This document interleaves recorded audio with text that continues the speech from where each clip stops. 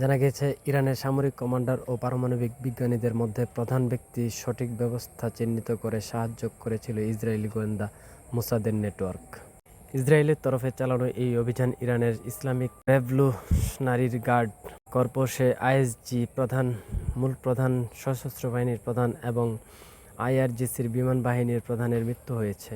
IRGC 1979 সালের শাহের শাসনকে উৎখাতকারী Islamic বিপ্লবের মূলে ছিল।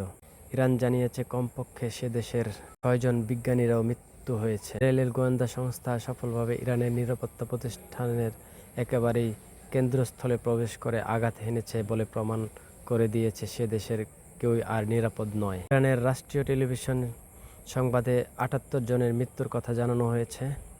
নিহতদের মধ্যে শিশুসহ বেসামরিক নাগরিক রয়েছে বলে জানানো হয়েছে। সংখ্যা আনুষ্ঠানিক স্বাধীনভাবে এই তথ্য যাচাই করা হয়নি।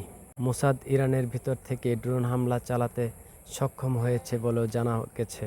এই পুরো অভিযান প্রাথমিক লক্ষ্য ছিল পারমাণবিক এবং আইআরজিসির ঘাঁটি। দীর্ঘ সময় ধরেই ইসরায়েলের ঠিক এই কাজটাই করতে চেয়েছিল।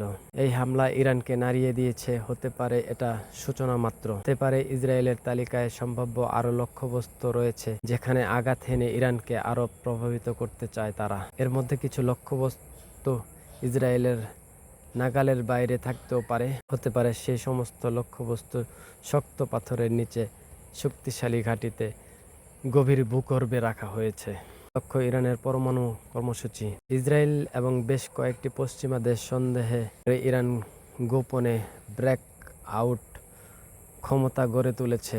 ব্রেকআউট ক্ষমতার অর্থ হলো কোনো দেশের পারমাণবিক অস্ত্র তৈরি তা দ্রুত মোতায়েন করার ক্ষমতা।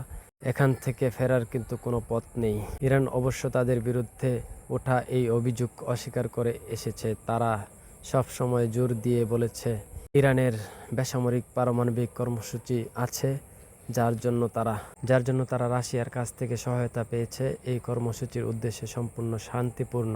গত 1 দশক ধরেই ইরানের পারমাণবিক অগ্রগতিকে ধীর করতে এবং তা পিছিয়ে নেওয়ার জন্য চেষ্টা চালাচ্ছে ইসরায়েল বিভিন্ন। আমার চ্যানেলে নতুন হলে প্লিজ সাবস্ক্রাইব করে দিবেন।